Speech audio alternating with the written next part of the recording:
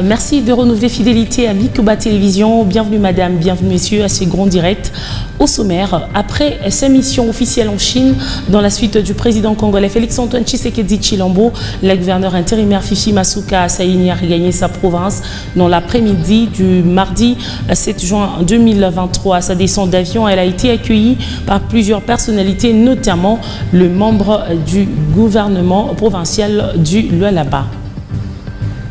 À Goma, dans le Nord Kivu, les services de sécurité ont présenté à la presse 3 présumés bandits des grands chemins ce mardi 7 juin, selon les lieutenants-colonels Njike Kaiko Guillaume. Ceci est le fruit de la Task Force Sécurité et il appelle par la même occasion la population à continuer à collaborer avec les services de sécurité pour mettre fin à l'insécurité dans cette partie de la République démocratique du Congo.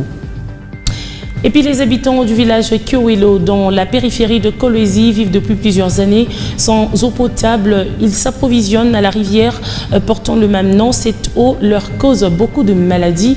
Rencontrés par Exosengo et Emmanuel Katande, ces paysans ont demandé aux autorités d'intervenir pour résoudre cette situation. Vous les suivrez dans ce grand direct. Voilà tout pour les titres. Mesdames, Messieurs, place à présent au détail.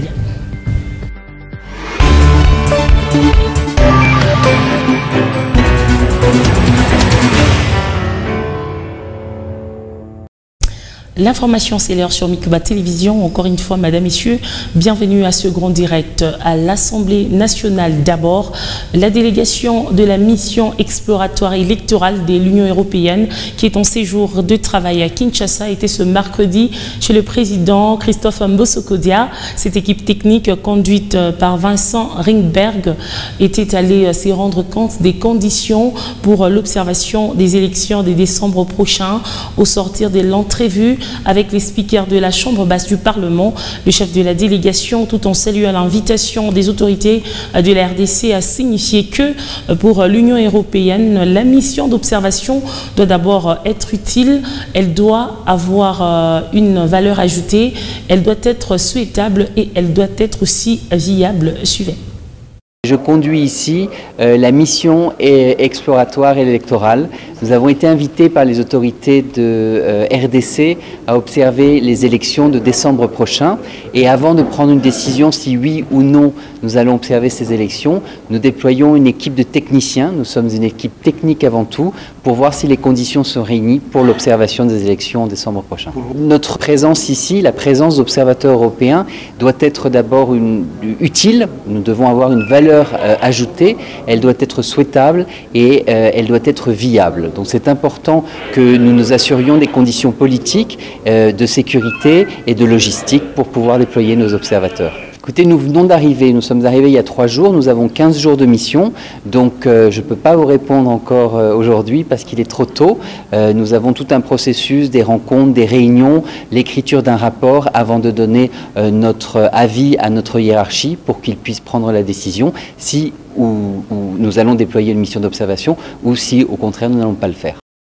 En mission en République démocratique du Congo, le chef des opérations de maintien de la paix de l'ONU, Jean-Pierre Lacroix, a notamment rencontré des responsables politiques de la société civile, le corps diplomatique et les acteurs humanitaires concernant les retraits de la MONUSCO de la République démocratique du Congo.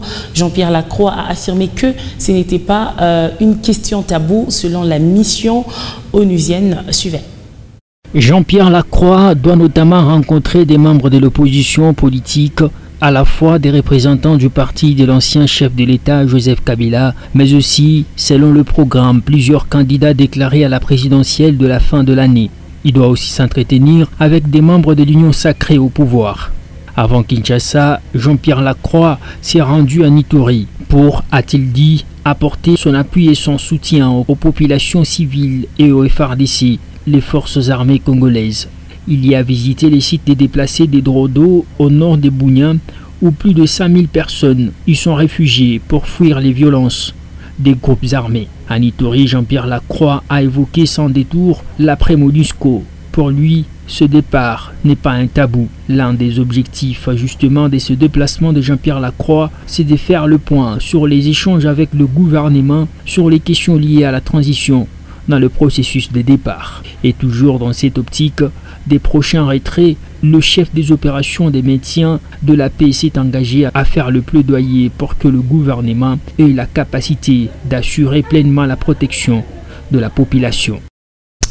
Une délégation du Conseil présidentiel de veille stratégique séjourne à Goma depuis ce mardi. L'objet de cette mission va faire l'évaluation de l'exécution de projets de 145 territoires et d'autres grands projets du chef de l'État, a déclaré Dr Kayamba Chicho Douba, chef de la dite délégation, au sortir de la rencontre avec le gouverneur militaire du Nord Kivu, le lieutenant général Ndima Constant. Suivez le Dr Kayamba Chicho Douba, chef de cette délégation, dans ses propos choisis par Patrick Sialoua. Il s'agit d'une mission qui s'étend sur deux volets. Le premier volet concerne le suivi, évaluation des travaux du programme de développement local de 145 territoires qui sont gérés, chapeautés dans ce ressort par le Bureau central de coordination. Il s'agit pour nous d'effectuer une mission in situ pour palper du doigt la matérialisation de ce programme en évaluant le taux d'exécution physique de chaque site qui sera ciblé et visité, et en même temps cerner, saisir quelles sont les contraintes que l'agence d'exécution ainsi que les entreprises concernées sont en train de soulever pour que ces ouvrages soient livrés dans les délais convenus avec le ministère du Plan. Ça, c'est le premier volet. Le deuxième volet comporte l'état des lieux des engagements du chef de l'État dans la province du Nord Kivu. Donc, comme vous le savez, notre structure, le Conseil présidentiel de veille stratégique, c'est une structure spécialisée de la présidence qui est chargé de faire le suivi et évaluation de tous les engagements du chef de l'État qui sont contenus dans le programme d'action du gouvernement. Alors, ce programme ne s'exécute pas seulement au niveau de Kinshasa, mais s'exécute aussi dans les provinces. Alors, à travers cette mission, nous voulons dresser un état des lieux sur la mise en œuvre des engagements du chef de l'État dans la province du Nord Kivu, et surtout des engagements phares, emblématiques du chef de l'État. Je l'ai annoncé en titre, joli coup de filet réalisé par le service de sécurité en mettant la main sur 3 bandits de Grand Chemin à Goma. Ces présumés criminels ont été présentés à la presse par le commandant 34e région militaire, le général-major Bruno Mpenzo. Ceci est le fruit de la task force sécurité, martèle le lieutenant-colonel Njike Kaiko Guillaume, qui appelle la population à continuer à collaborer avec le service de sécurité pour mettre fin à l'insécurité dans les chefs-lieux de la province du Nord Kivu. Suivez. Ils sont 3, ces jeunes membres du groupe des 40 voleurs qui mettent en mal la ville de Goma avec comme modus operandi, cambriolage et tuerie. Tous ont été arrêtés en pleine opération mardi la nuit. Ces derniers ont été présentés ce mercredi à la presse par le commandant 34e région militaire, le général-major Bruno Mpenzo. Pour le lieutenant-colonel Njike Kaiko Guillaume, porte-parole militaire en province, ces jolis coups de filet est le fruit de la task force sécurité entre population et services de sécurité. Les gangsters que vous voyez devant moi font partie des fameux 40 voleurs. Et là, vous avez les chefs, l'un des grands poissons des 40 voleurs, sur qui nous venons de mettre la main grâce effectivement à cette sécurité participative. C'est-à-dire la population a dénoncé, comme l'a demandé le commandant 34e région militaire. Et nous osons croire qu'avec l'élan qui prend de plus en plus la task force, finalement, notre population de Goma va respirer. La population est ainsi appelée à s'approprier activement la task force sécurité pour une ville de Goma sécurisée. La task force, c'est mettre tout simplement la population en contribution dans un cadre purement de sécurité participative. Et aujourd'hui, le fruit est là. D'où l'importance de la population, de toute la population de Goma, de s'approprier la task force. Et c'est ça le message du commandant 34e région militaire. Ensemble avec notre population, nous allons mettre hors d'état de nuire tous ceux qui chercheront à mettre à mal leur quiétude. Soulignons que cette présentation a eu lieu dans l'enceinte de la 34e région militaire. Autre chose, dans son rapport rendu public ce 6 juin, après une enquête qu'il a menée dans les entreprises, le baromètre national du climat des affaires a annoncé une amélioration du climat des affaires en République démocratique du Congo. Quelles sont les retombées de cette situation pour les pays? Léopold Kingo a rencontré un analyste, il donne des détails dans ce récit. Le climat des affaires est la manière dont un pays rend favorable le développement en son sein à partir de plusieurs facteurs, selon Jotan Chibouide, économiste de formation. La façon dont un pays est en train de gérer les affaires, il y a le facteur sociologique, il y a le facteur économique, il y a les facteurs environnementaux, il y a le facteur technologique, il y a le facteur juridique également. Les retombées de l'amélioration du climat des affaires sont la facilité entrepreneuriale et l'attirance des investisseurs. Dire quoi? La simple question qu'on doit se poser, c'est est-ce possible ou facile actuellement d'investir en République démocratique du Congo?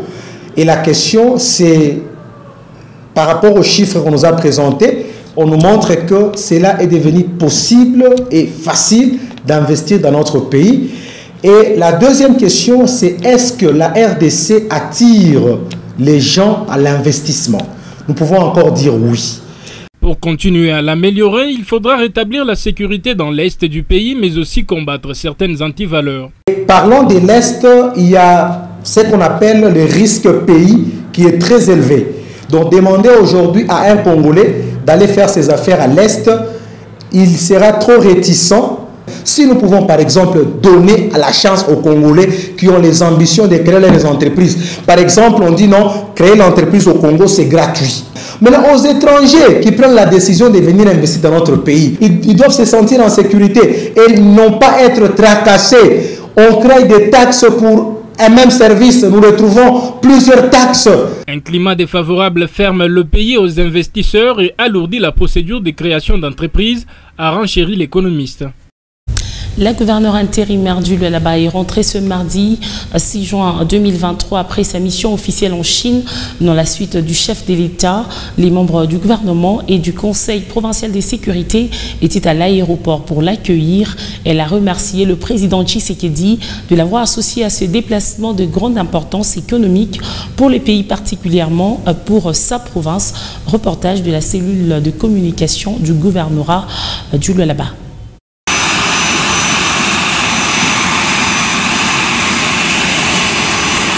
Elle a regagné le Lualaba en début de soirée de ce mardi 6 juin 2023. Membres du gouvernement provincial, ceux de son cabinet et du conseil provincial de sécurité étaient à l'aéroport national de Kolwezi pour l'accueillir. Marie-Thérèse Masuka Saini vient d'une importante mission officielle en Chine dans la suite du président de la République. Elle a remercié l'autorité suprême du Congo-Kinshasa de l'avoir associée à ce déplacement de grande importance pour le pays et particulièrement pour la province du Lualaba. D'abord, nous rendons grâce à Dieu.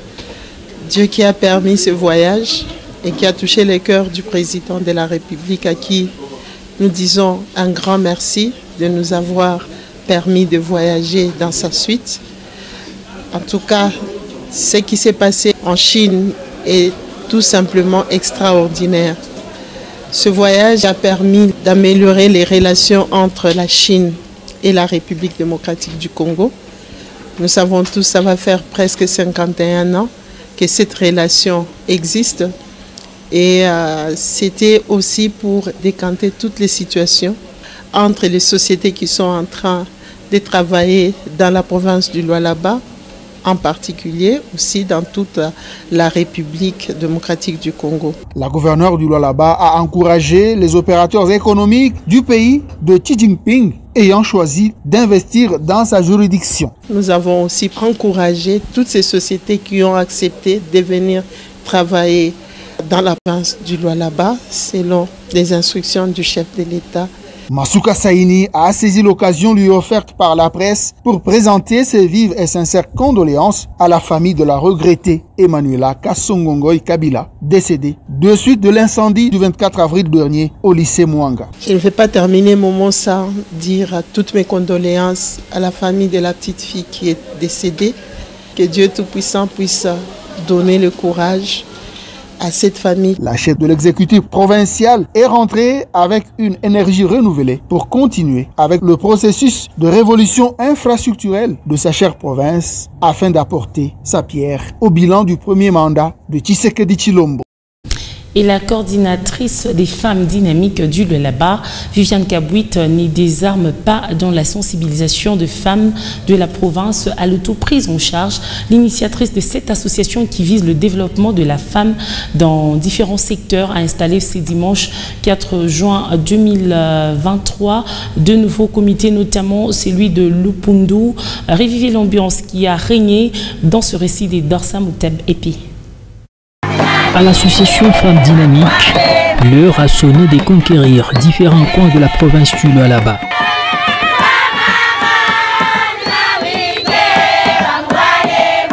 Après l'installation du comité de Walemba, 2 autres comités ont vu le jour ce dimanche 4 juin. Le comité du village Mukunzo était le premier à être installé.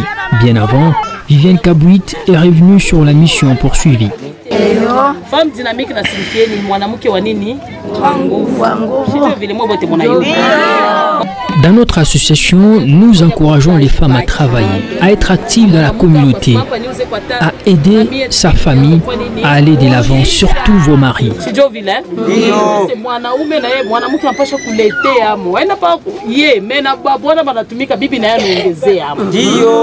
La tenue de femmes dynamiques, composée d'un polo blanc avec l'effigie de l'association et une pièce d'épargne, a été remise à chaque membre du comité sous une bonne ambiance. Juste après, direction la cité de Lupundu pour l'installation du nouveau comité. La joie a caractérisé cette cérémonie. Inakuwa ni furaha kwa mtu wote ule aranza kuya régulièrement mwinkunji yetu. Haina vile. Ces jours marquent la joie et la récompense pour toutes celles qui venaient régulièrement. Nous encourageons les autres à emboîter le pas. Avec hiki kintu shi wote tutaenda wapi? Mbele. Lakini weye uko sani mama wa kwanza. Viviane Kabouit est la première à venir ici pour nous parler de développement de la femme. Nous sommes très contentes de cette initiative.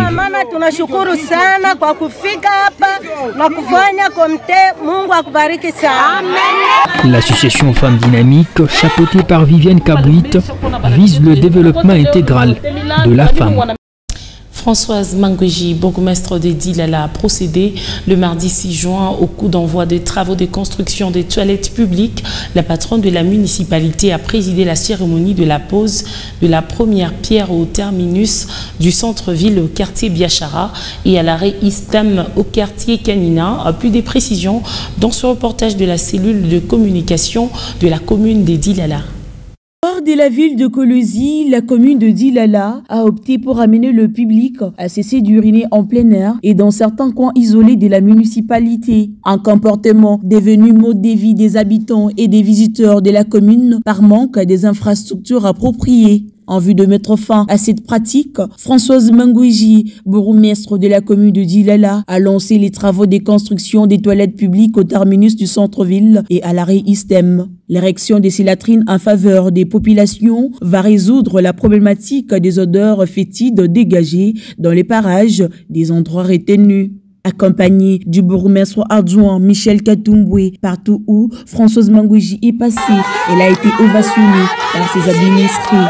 Les populations locales et les visiteurs de la commune de Dilala doivent se préparer à l'accueil de ces nouveaux ouvrages une fois achevés pour le bien communautaire. Vous savez, ici, ce quartier, il n'y a pas de toilettes publiques, il y a des étudiants, il y a un marché jusqu'ici qui est érigé ici. Donc la population en a aussi besoin pour se soulager. Mais je ne sais pas comment est-ce qu'ils se débrouillent. Nous, en tant qu'autorité communale, on a jugé bon d'ériger à chaque coin, là où il y a en fait beaucoup trop de circulation, de mettre des toilettes publiques. C'est pour bien évidemment aider la population environnante d'avoir des toilettes pour se soulager. Outre ces deux quartiers, des projets similaires sont prévus dans l'autre quartier de la commune. Initié depuis quelques mois déjà, le projet de l'élaboration du plan local d'aménagement du territoire sur l'extension de la ville de Kolwezi ne semble pas produire d'effet. Une initiative mal digérée par le chef traditionnel du Lualaba qui s'y était opposé en menant des démarches auprès des institutions provinciales pour en savoir plus sur les raisons de cette position. Michael Mutula et Emmanuel Katande ont rencontré ce mercredi 7 juin 2023 le chef des terres Camille du secteur Luilou. Reportage. Pour ces chefs traditionnels, ces projets d'élargissement de la ville de Kolwezi n'a aucune ambition de développement, mais plutôt celui de restreindre les pouvoirs coutumiers qui existent depuis des décennies, d'où cette opposition. Ce sont les administratifs entre eux qui ont fabriqué leurs histoires, tout ça, on ne savait pas c'était à quelle tendance, on ne sait pas. Nous avons dit non, non. À quel niveau qu'ils sont arrivés à disparaître même la coutume. Imaginez, selon eux. Donc la coutume puisse disparaître. Il m'a dit, moi en tant que chef Kamimbi, cette coutume de Kamimbi commence il y a longtemps. Il y a longtemps avant que Congo soit Congo. Donc la coutume existait déjà. Et la coutume, notre pouvoir de Kamimbi. Mais aujourd'hui, quelqu'un qui vient, parce qu'il est, je ne sais pas, il a quelle fonction, tout ça, il dit non, non, je vais m'accaparer donc de l'argent, donc des concessions, tout ça, je dois disparaître la coutume d'autrui. C'est impossible. Il a en outre signifié que des démarches ont été menées auprès des différentes instances du pays par les autorités traditionnelles afin d'arrêter cette initiative. Nous sommes allés au gouvernorat, donc dans la commission même. Moi, je suis donc du parti, je suis allé là. On nous a exposé ces histoires-là. Nous avons dit ensemble avec le chef groupement, moi aussi, chef de terre Kamimbi, j'étais là. Nous avons dit non, non, arrêtez avec vos complots. Il faut arrêter. Notre terre n'est pas là pour que les gens puissent seulement s'enrichir. Non, non. Nous sommes là en tant que chef coutumier. Nous sommes des garants, donc des garants du pouvoir coutumier. C'est nous qui sommes des bords naturels. C'est à nous de décider et de mettre des garde-fous pour protéger la terre de nos ancêtres. Nous, en tant que chef coutumier, nous sommes portés garants. Nous sommes allés là à l'Assemblée et on a donné notre doléance, on a mené notre doléance auprès du président de l'Assemblée provinciale du Lualaba. Nous lui avons dit, lui aussi s'est étonné, il ne savait pas ce problème. Donc il s'est étonné, il a dit non, non, non, non, ce n'est pas comme ça qu'on peut procéder. Pour le chef Kamimbi, penser au développement de la ville à travers son élargissement est un faux fuyant. Il vaut mieux songer à la modernisation de toutes ces entités que de chercher à en supprimer d'autres, a-t-il ajouté. Je l'ai annoncé en titre, les habitants du village Kyoilo, dans la périphérie de Kolwezi, vivent depuis plusieurs mois dans une situation inconfortable par rapport à l'eau potable. Pour s'approvisionner en eau, ces derniers sont obligés de faire recours à une rivière qui a une eau moins potable. Cette situation n'arrange pas la population qui lance un SOS auprès des autorités compétentes. Reportage. Les habitants de Kyoelo n'ont pas accès à de l'eau potable. Pour des besoins en eau, c'est à cette rivière que ces paysans vont s'approvisionner.